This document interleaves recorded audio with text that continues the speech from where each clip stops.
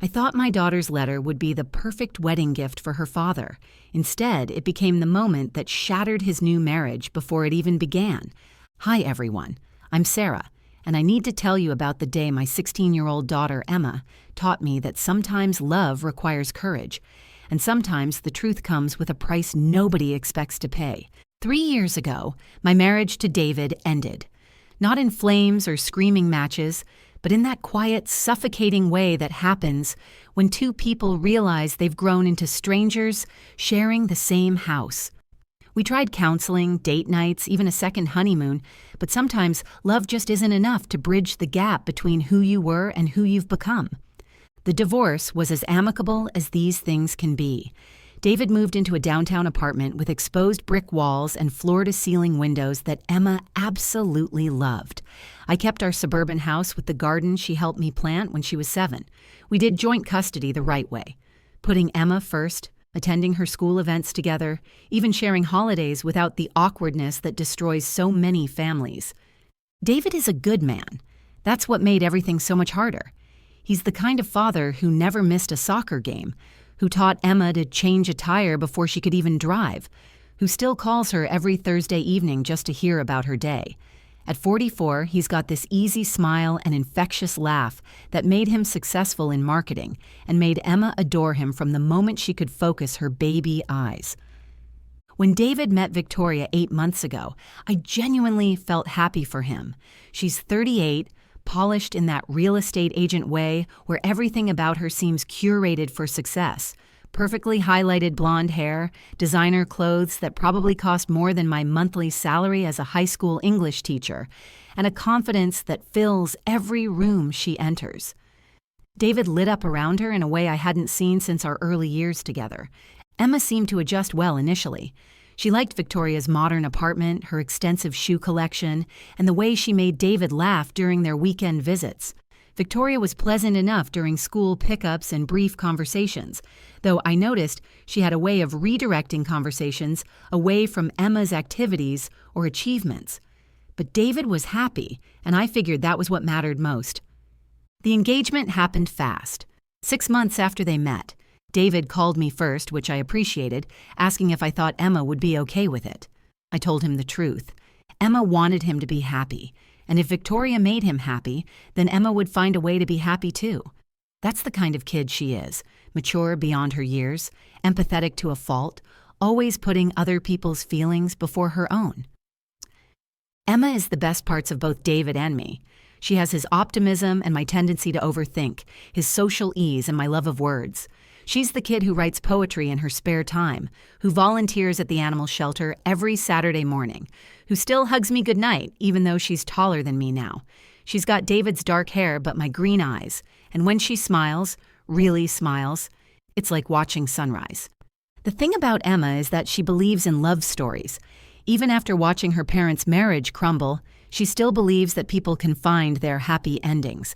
She was genuinely excited about David's wedding, spending weeks helping me pick out the perfect mother of the bride dress, even though technically I wasn't the mother of the bride. She talked about how beautiful Victoria would look, how handsome her dad would be, how maybe they'd have the kind of love that lasts forever. 2 weeks before the wedding, Emma came to me with an idea that seemed so perfect, so purely her, that I knew we had to make it happen. She wanted to write her father a letter. Not just any letter, but something that would let him know that his happiness was her happiness, that their family might look different now, but love doesn't diminish when it changes shape. I had no idea that letter would become the most important 3 pages Emma would ever write. I had no idea it would expose the woman David was about to marry. And I definitely had no idea it would stop a wedding before the first dance even began. But I'm getting ahead of myself. Let me tell you how it all started. Let me paint you a picture of what our life looked like before everything changed. After the divorce, David and I worked hard to create what the therapists call a healthy co-parenting relationship. We had our systems, our boundaries, and our shared commitment to making sure Emma never felt like she was caught in the middle of adult problems. Every other weekend, Emma would pack her little purple duffel bag and head to David's downtown loft. She loved that place, the industrial feel, the city view, the way her voice echoed in the high ceilings. David had converted the second bedroom into what he called Emma's space, complete with a desk for homework, bookshelves filled with her favorite novels, and a bulletin board covered with photos of the three of us from happier times. Their Saturday morning tradition never changed. David would wake up early and make what Emma called Dad's famous pancakes, though, honestly, they were just regular pancakes with way too much syrup. But it was their thing. She'd sit on the kitchen counter in her pajamas, legs swinging, telling him about school drama or the latest book she was reading while he flipped pancakes and pretended to be shocked by whatever teenage crisis had occurred that week. Thursday evenings belonged to them, too. Every Thursday at 7 o'clock, David would call. Not text, call. They'd talk for at least an hour about everything and nothing, how her English paper was coming along, whether she should try out for the spring musical, his thoughts on whatever book she was currently obsessing over. I'd hear her laughing from her bedroom, and it always made my heart feel lighter, knowing that our divorce hadn't broken the most important relationship in her life. Emma thrived in this arrangement. She never played David and me against each other, never complained about shuttling between two homes, never seemed bitter about the way things had turned out. She'd adapted with the resilience that only teenagers seem to possess, finding ways to love us both fully without feeling like she had to choose sides. When Victoria entered the picture, I watched carefully for signs that Emma was struggling with the change, but honestly, she seemed okay with it. More than okay. She seemed genuinely happy that her father had found someone who made him smile again. Emma would come home from weekends at David's with stories about Victoria, teaching her to do winged eyeliner or letting her borrow jewelry for school dances. Victoria seemed to make an effort at first. She'd ask Emma about school, compliment her outfits, even bought her a few small gifts. A trendy phone case, some fancy lip gloss, a book by an author Emma had mentioned liking. Nothing over the top, but enough to show she was trying to build a relationship. But as the months went by, I started noticing subtle changes. Emma's stories about her weekends with David began to include less about Victoria and more about activities they did when Victoria wasn't around. Emma would mention that Victoria had work calls during their pancake breakfasts, or that she'd stay late at showings when they planned movie nights. The Thursday phone calls remained sacred, though. David never missed one. And Emma never seemed anything but happy after talking to him. If there were problems brewing, they weren't affecting the core of their relationship yet. When David called to tell me about the engagement, Emma was at her friend Maya's house for a sleepover. He sounded nervous, which surprised me because David had always been confident in his decisions. "I wanted to talk to you first," he said, "before I tell Emma. I need to know you think she'll be okay with this." I remember sitting in my kitchen stirring a cup of tea I'd forgotten I was making, thinking about how to answer that question honestly. "David, Emma wants you to be happy. She's told me that a dozen times. If Victoria makes you happy, Emma will find a way to be happy about it too." "But what do you think?" he pressed. "Really think?" The truth was, I had mixed feelings that had nothing to do with jealousy and everything to do with Mother's intuition. Something about the way Victoria's attention toward Emma had shifted, becoming more polite than genuine, more distant than warm. But how do you tell your ex-husband that his fiancée might not be as invested in his daughter as she appears to be? "I think Emma will surprise you with how mature she handles this," I finally said. "She always does." That conversation happened on a Tuesday. By Friday, Emma had already started planning what would become the most important letter of her young life. That Friday evening, Emma came home from David's weekend visit earlier than usual. I was grading papers at the kitchen table when I heard her key in the door, and something about the way she closed it, not quite a slam, but definitely not her usual gentle push, made me look up. "Hey, sweetheart, you're home early," I called out. "How was your weekend with Dad?" Emma appeared in the kitchen doorway, still wearing her jacket, her backpack sliding off one shoulder. Her face had that carefully neutral expression she wore when she was trying not to let me see she was upset. "It was fine," she said, but her voice had that tight quality that meant it definitely wasn't fine. "Mom, can I ask you something?" I set down my red pen and gave her my full attention. "Of course. What's going on?" She dropped her backpack by the counter and sat across from me, fidgeting with the zipper on her jacket.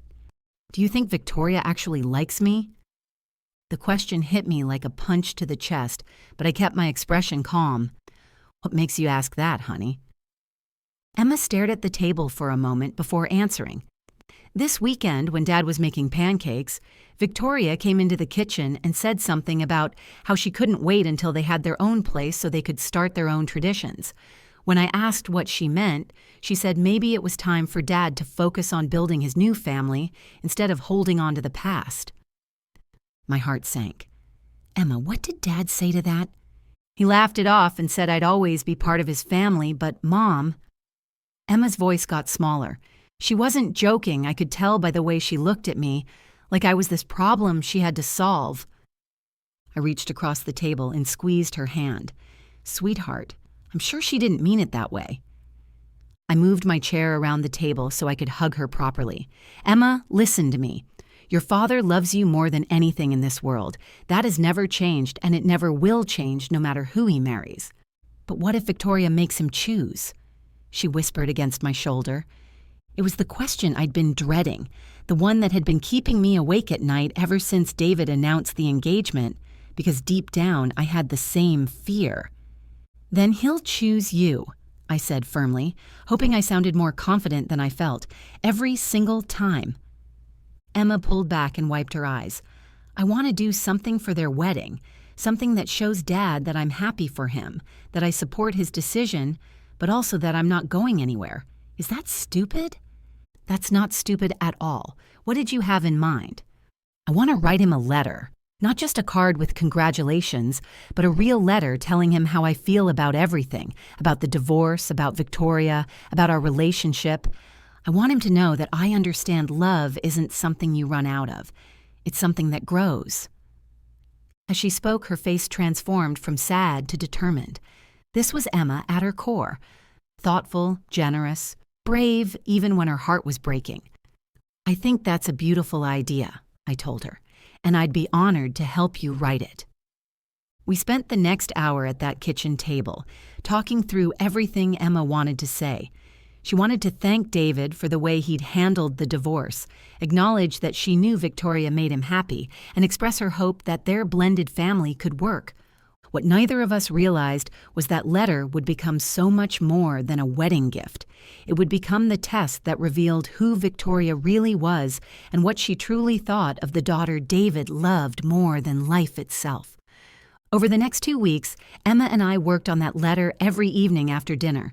She'd sit at my desk with her favorite purple pen, writing draft after draft, crumpling up pages when the words didn't feel right, starting over when her emotions got too big for the sentences she was trying to create.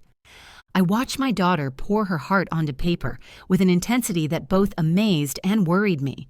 She wrote about memories I'd forgotten, like the time David taught her to ride a bike by running behind her for 3 hours straight until his shirt was soaked with sweat, or how he used to make up silly songs during car rides to distract her from car sickness.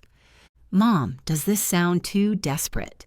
She'd ask, reading me paragraphs about how grateful she was that Victoria made her father smile again, how she hoped they could build a friendship, how she wanted to be a good stepdaughter. It sounds honest, I'd tell her, and honest is never desperate. The final version was 3 pages of Emma's careful handwriting, folded into a cream-colored envelope she'd bought specifically for the occasion.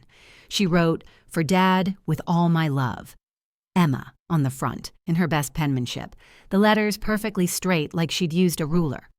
The morning of the wedding, Emma was more nervous than I'd seen her since her first day of high school. She changed outfits twice, spent an hour on her hair, and kept checking her small purse to make sure the letter was still there. "What if this is a mistake?" she asked as we drove to the venue. "What if I'm being selfish by giving this to him on his wedding day?" "Emma, love is never selfish," I said, "and your father deserves to know how much you love him."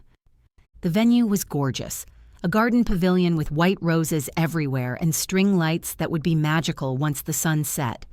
Emma clutched my hand as we walked in, her other hand protective over her purse. We found our seats in the 3rd row, close enough to see everything but not so close that we felt intrusive. Emma spent the ceremony watching David with this soft smile, and I could tell she was genuinely happy for him. When he and Victoria exchanged vows, Emma even wiped away a happy tear. During the cocktail hour, Emma finally worked up the courage to approach David and Victoria.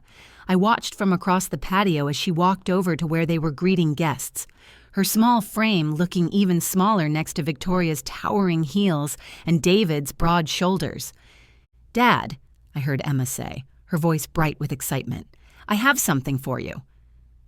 David turned toward his daughter with that genuine smile he always wore when he saw her. "Emmy, you look beautiful, sweetheart." Emma pulled the envelope from her purse, holding it out to him with both hands like it was made of glass. "I wrote you something. For your wedding day. I wanted you to know how I feel about everything." But before David could even reach for the letter, Victoria stepped forward. Her perfectly manicured hand intercepted the envelope, and she glanced at it with a look I can only describe as disgust. "Oh, great," Victoria said, her voice dripping with false sweetness. "Drama from the broken family. Can't we have one day without reminders of the past?" The words hit Emma like a physical blow. I watched my confident, mature daughter shrink back into herself, her face crumpling with hurt and confusion. David, caught completely off guard, looked between his new wife and his daughter. Instead of defending Emma or reaching for the letter, he laughed awkwardly, that uncomfortable laugh people make when they don't know how to handle a situation. "Maybe I'll read it later, sweetheart," he said, gently pushing the envelope back toward Emma. "Today's about looking forward, not backward." Emma's hand trembled as she took the letter back. "I just wanted you to know I'm happy for you," she whispered, her voice barely audible. Victoria had already turned away, pulling David toward another group of guests, leaving Emma standing alone with her unread letter and her broken heart. I wanted to march over there and give both of them a piece of my mind, but Emma caught my eye and shook her head slightly. She walked toward me with tears streaming down her face, still clutching that envelope. "He didn't even open it," she said when she reached me. But then something shifted in Emma's expression. The hurt was still there, but underneath it, I saw something else. Determination. "Mom," she said quietly, "I need to find the DJ." I followed Emma as she walked purposefully toward the DJ booth, my heart pounding because I recognized that look on her face. It was the same expression she'd worn at age 8 when she decided to stand up to the school bully, the same determination I'd seen when she fought to get her best friend Maya included in their friend group after everyone else had excluded her. The DJ was a young guy, maybe mid-20s, with kind eyes and an easy smile. He was organizing his playlist when Emma approached him, still clutching that cream-colored envelope. "Excuse me," Emma said, her voice steadier than I expected. "I need to ask you a favor." He looked down at her with genuine attention. "Sure, what can I do for you?" Emma took a deep breath. "My dad is the groom, and he asked me to give you this letter to read aloud if he ever seemed to forget about me during the celebration." The lie came out so smoothly, so confidently, that even I almost believed it. He said sometimes adults get caught up in the moment and need reminders of what's really important. The DJ's expression softened. "That's really sweet, kiddo. When do you want me to read it?" "Right before the first dance," Emma said. "Could you announce it as a special message from family who wanted to make sure he remembered how much he's loved?" "Absolutely," the DJ said, taking the envelope with the care Emma deserved. "What's your name?" "Emma, and thank you for doing this. It really means a lot." As we walked away from the DJ booth, I caught Emma's arm. "Sweetheart, are you sure about this? Once he reads that letter out loud, there's no taking it back." Emma looked at me with tears still fresh in her eyes, but with a resolve that made her seem far older than 16. "Mom, Dad forgot about me tonight. Maybe not forever, but he forgot. And if that letter can remind him, then everyone else hearing it too is just the price we pay for him, remembering what matters." The dinner passed in a blur of forced smiles and small talk.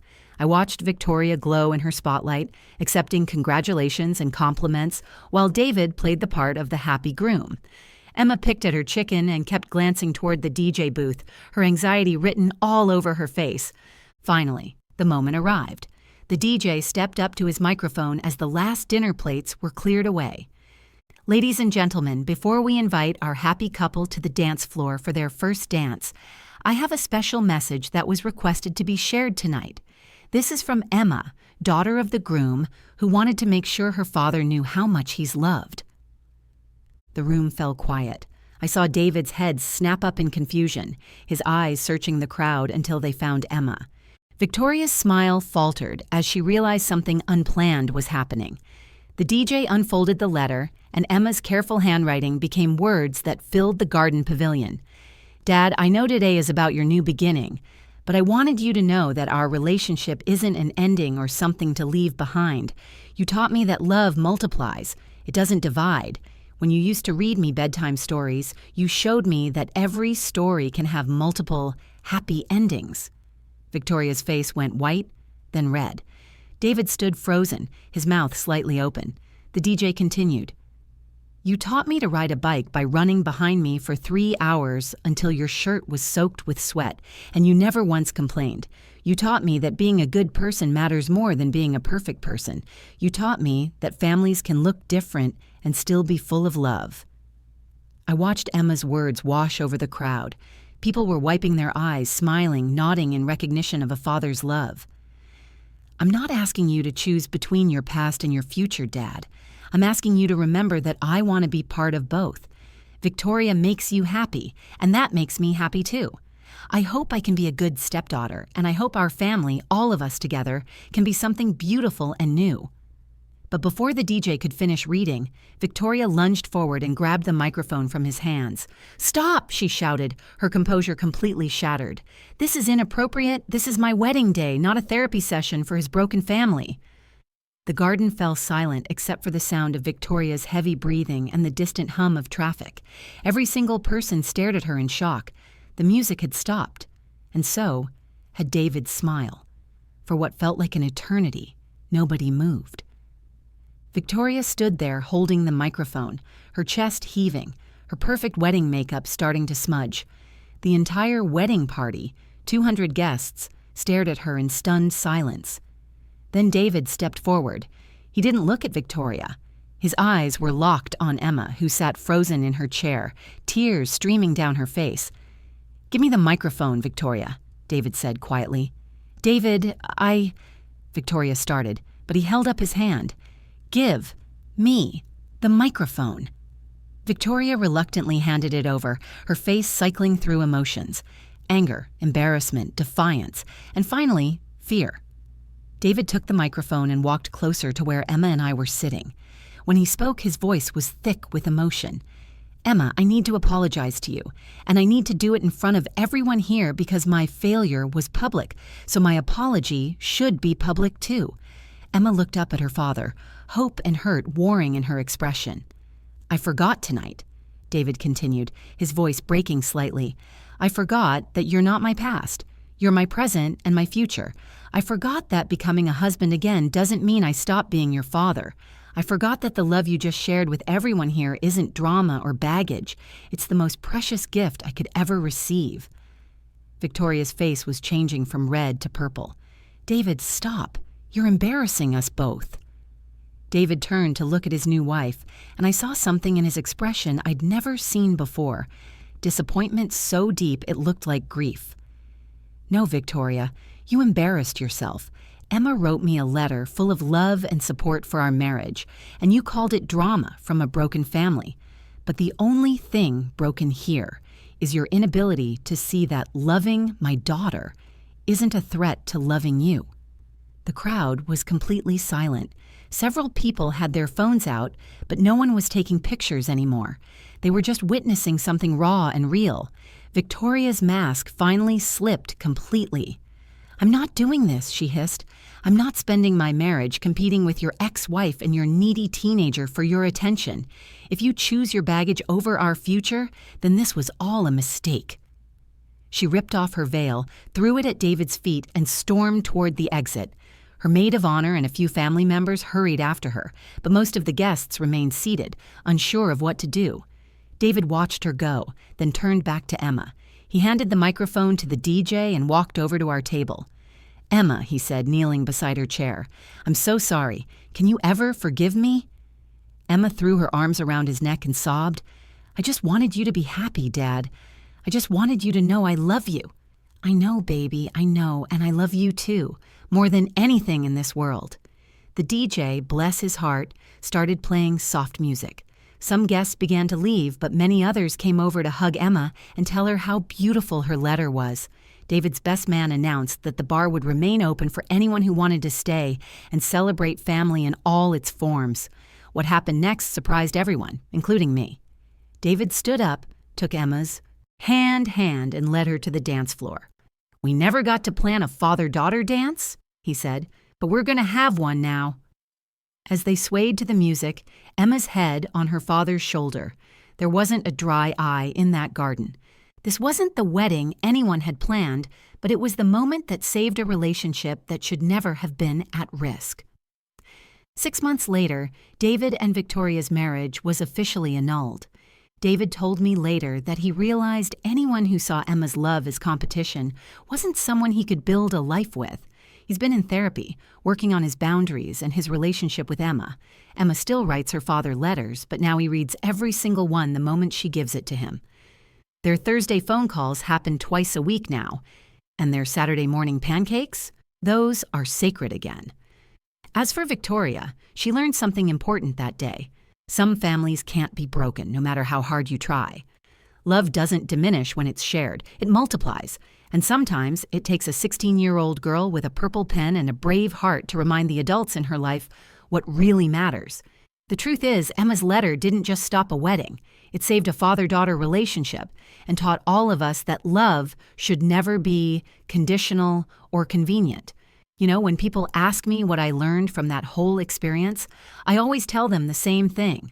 Sometimes the bravest thing you can do is let the people you love fight for the relationships they deserve.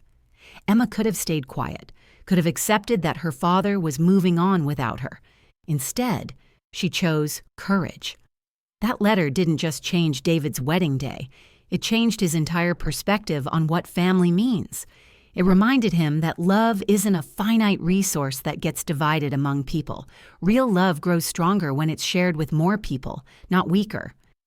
Emma taught me that teenagers aren't just adults in training. Sometimes they're the wisest people in the room, seeing situations more clearly than the grown-ups who think they have it all figured out. She saw through Victoria's polite facade long before any of us adults were willing to admit there was a problem. And David? He learned that choosing happiness for yourself doesn't mean abandoning the people who loved you first. He learned that any partner who asks you to choose between them and your children isn't someone worth choosing. As for Victoria, I genuinely hope she learned something too. I hope she realized that trying to erase someone's past doesn't create a better future. It just creates resentment and broken trust. Maybe her next relationship will be with someone who doesn't have children, or maybe she'll learn to embrace the beautiful complexity that comes with blended families. The most beautiful part of this whole story is that Emma never asked her father to choose between her and Victoria. She just asked him to remember that she existed, to remember that she loved him, and to remember that their relationship mattered. That's all any child really wants from their parents: to be seen, to be valued, and to know that their love is returned. Today, Emma is 17 and thriving. She's confident in her father's love in a way she wasn't before that wedding day. Sometimes the worst moments in our lives become the foundation for the best chapters that follow. If you're going through something similar, if you're a parent struggling to balance a new relationship with your children's needs, or if you're a child feeling forgotten in the shuffle of adult complications, remember Emma's story. Remember that love isn't about choosing sides. It's about choosing to show up, to speak up, and to never stop fighting for the relationships that matter most. If Emma's story touched your heart the way it touched mine, I'd love to hear from you in the comments below. Have you ever had to fight for a relationship that mattered to you? Have you seen a child show more wisdom than the adults around them? Share your stories. This community is built on supporting each other through life's complicated moments. And if you want to hear more stories like this one, real stories about real families navigating love, loss, and everything in between, make sure to hit that subscribe button and ring the notification bell. I share new stories every week, and trust me, you won't want to miss what's coming next. Give this video a thumbs up if it made you think differently about family, love, or the power of speaking your truth. And please share it with someone who might need to hear Emma's message today.